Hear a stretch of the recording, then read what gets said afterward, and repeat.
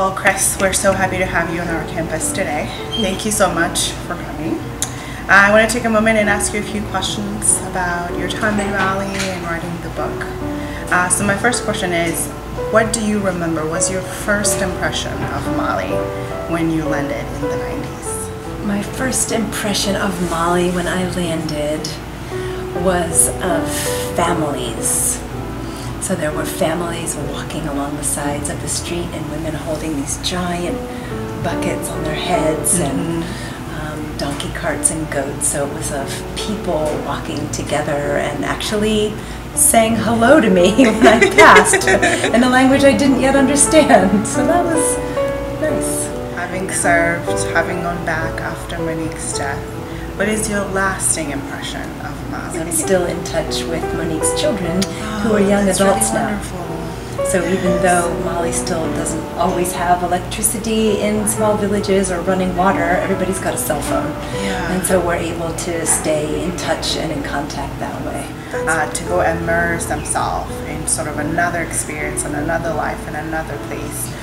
Tell us a little bit about that work, how important it is to you, what are the benefits of it.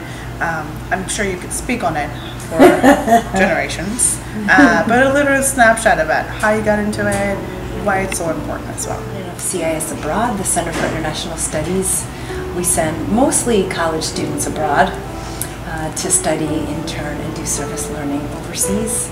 And so most students come back and they discover something they didn't know what was in themselves. So I like to say that we spark growth. I like that. And we help develop the potential for every student to change themselves and change the world.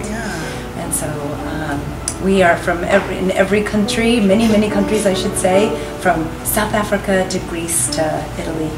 Very amazing. So before we leave you, tell us a little bit about writing your own book. What was the process like, especially going back after many years? After my friend, the midwife, who's the subject of the book, died in childbirth. So it was first sort of a process of grief and actually anger that this would happen to her.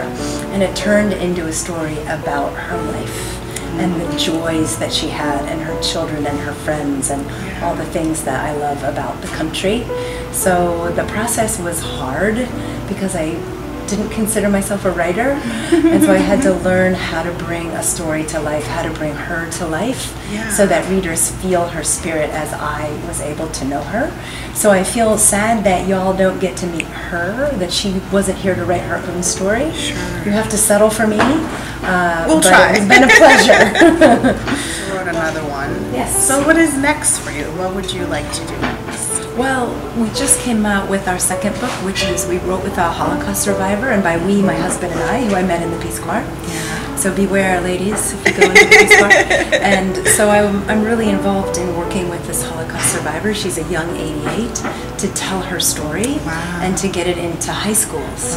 Because there's a lot of need right now in the United States to understand the situation of immigrants and refugees and how do we treat them as human beings that have a lot of the same concerns we do.